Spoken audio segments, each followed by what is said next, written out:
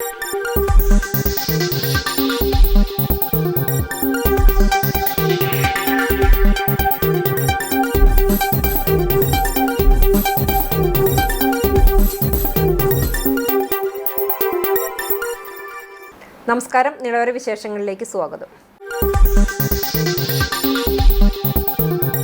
തദ്ദേശ തെരഞ്ഞെടുപ്പിൽ സംസ്ഥാനത്തെ രണ്ടാം ഘട്ട വോട്ടെടുപ്പ് നടന്നു. വടക്കൻ കേരളത്തിലെ തൃശൂർ, പാലക്കാട്, മലപ്പുറം, കോഴിക്കോട്, വയനാട്, കണ്ണൂർ, കാസർഗോഡ് എന്നീ 7 ജില്ലകളിലാണ് ഇന്ന് വോട്ടെടുപ്പ് നടന്നത്.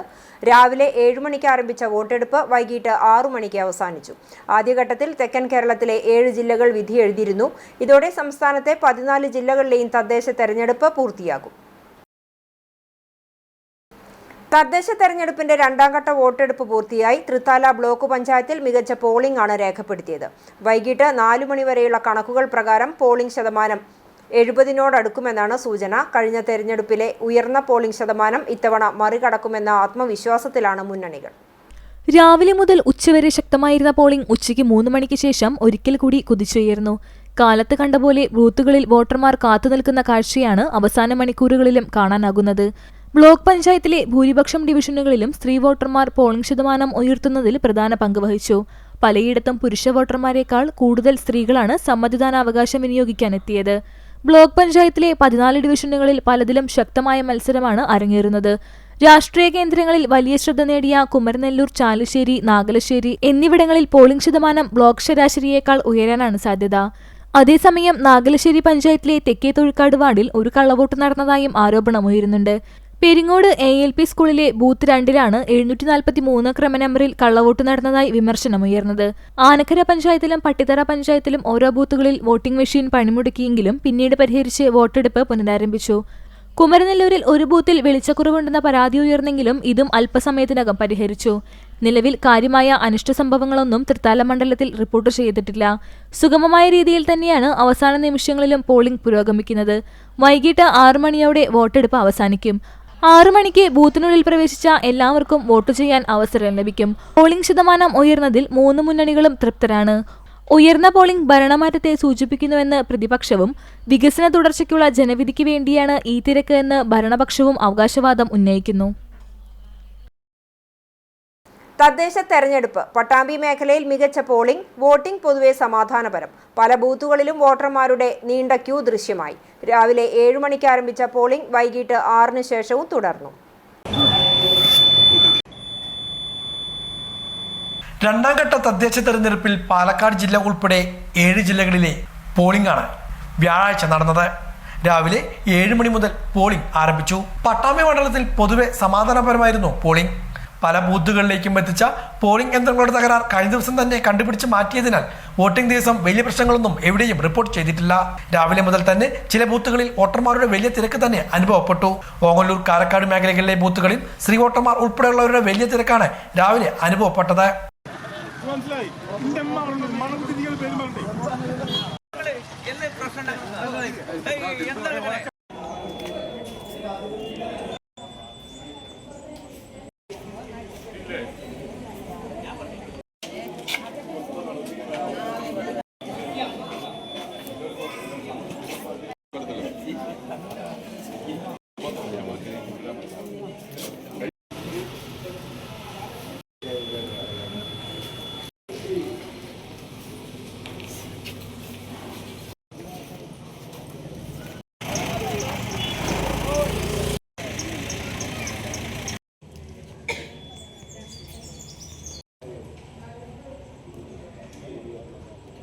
പട്ടാമ്പി നഗരസഭയിലെ 29 വാർഡുകളിലായി 29 ബൂത്തുകളാണ് സജ്ജമാക്കിയിരുന്നത്. പട്ടാമ്പി ബ്ലോക്ക് പരിധിയിലെ പരുതൂർ, തിരുവേഗപ്പുറ, വിളയൂർ, കുലുക്കല്ലൂർ, കൊപ്പം, മുതുതല, ഓങ്ങല്ലൂർ പഞ്ചായത്തുകളിലായി 251 ബൂത്തുകളും സജ്ജമാക്കിയിരുന്നു. മിക്ക ബൂത്തുകളിലും വോട്ടർമാരുടെ ക്യൂ ദൃശ്യമായിരുന്നു. സ്ഥാനാർത്ഥികളും ബൂത്തുകൾക്ക് സമീപം നിലയുറപ്പിച്ചിരുന്നു. കുടിവെള്ള സൗകര്യങ്ങളും ബൂത്തുകളിൽ സജ്ജമാക്കിയിരുന്നു.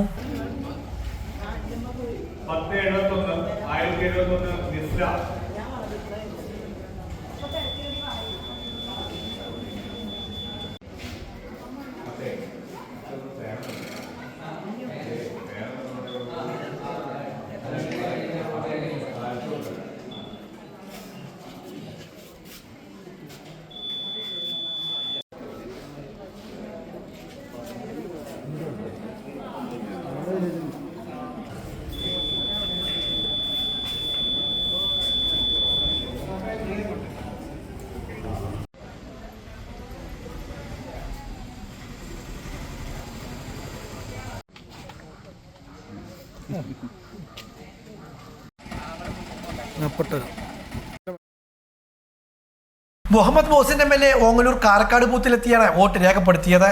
മുൻ MLA CP മുഹമ്മദ് കരിങ്ങനാട് ബൂത്തിലും വോട്ട് രേഖപ്പെടുത്താനെത്തി. തികഞ്ഞ ആത്മവിശ്വാസത്തിലാണ് മുന്നണി സ്ഥാനാർത്ഥികളും നേതാക്കളും.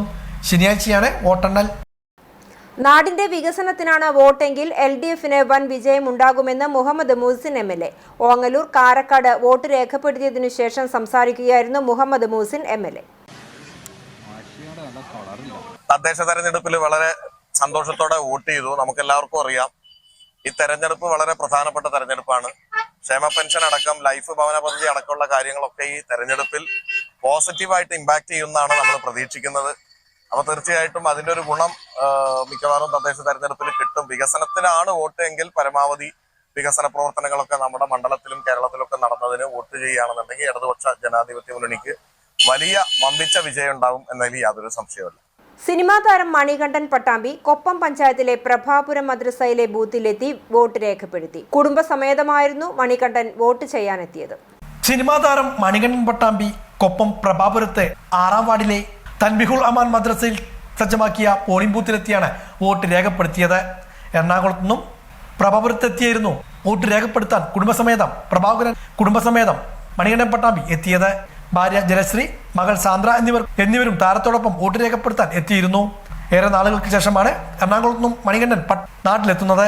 വോട്ട് ചെയ്യാനായാണ് മണികണ്ഠൻ നാട്ടിലെത്തിയത്.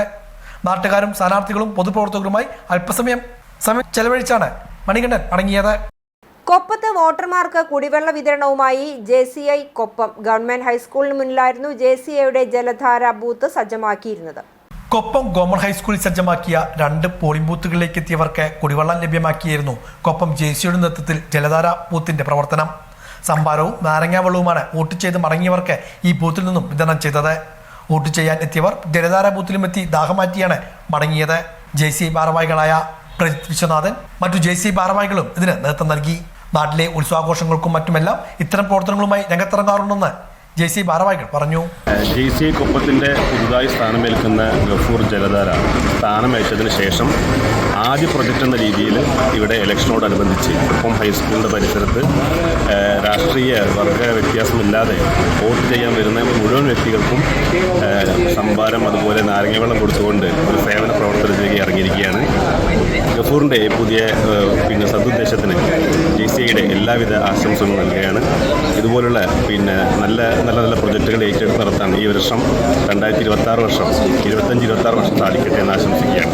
ഈ പരിപാടി രാവിലെ തുടങ്ങി വൈകുന്നേരം വരെ നടത്താനാണ് ഉദ്ദേശിക്കുന്നത്. കഴിഞ്ഞ വർഷം തുടങ്ങി വെച്ച ഈ ഒരു സദുദ്യമം എല്ലാ വർഷവും ഇതേപോലെ നടക്കുന്നുണ്ട്. ഉത്സവങ്ങളിലും അതുപോലുള്ള ചൂടുള്ള എല്ലാ സ്ഥലങ്ങളിലും ആളുകളെല്ലാം കൂടുന്ന സമയങ്ങളിലും ഇതുപോലുള്ള സേവന പ്രവർത്തനത്തിൽ JCI ഇറങ്ങാറുണ്ട്. അത് തുടർന്നുണ്ടാകും. Chalissery saint Peter's and saint Paul's Yakobaya Suriyani പള്ളിയിൽ ക്രിസ്മസ് ആഘോഷങ്ങൾക്ക് മുന്നോടിയായി യോഗം ചേർന്നു. മാനേജിംഗ് കമ്മിറ്റി, യൂത്ത് അസോസിയേഷൻ, കുടുംബ യൂണിറ്റ്, സൺഡേ സ്കൂൾ, വനിതാ സമാജം, കൊയർ, മദ്ബഹ ശുശ്രൂഷ സംഘം, എൽഡേഴ്സ് ഫോറം തുടങ്ങിയ ഭക്ത സംഘടനാംഗങ്ങൾ പങ്കെടുത്തു. ഡിസംബർ 21 ഞായറാഴ്ച ഇടവകയുടെ നേതൃത്വത്തിൽ അങ്ങാടി ചുറ്റി ക്രിസ്മസ് റോഡ് ഷോ ആഘോഷം നടത്താൻ യോഗം തീരുമാനിച്ചു. യോഗത്തിൽ വികാരി father Biju Mungamkunnel, trustee CU Shalamon, secretary Titus David, ഭക്ത സംഘടനാ ഭാരവാഹികൾ എന്നിവർ സംസാരിച്ചു.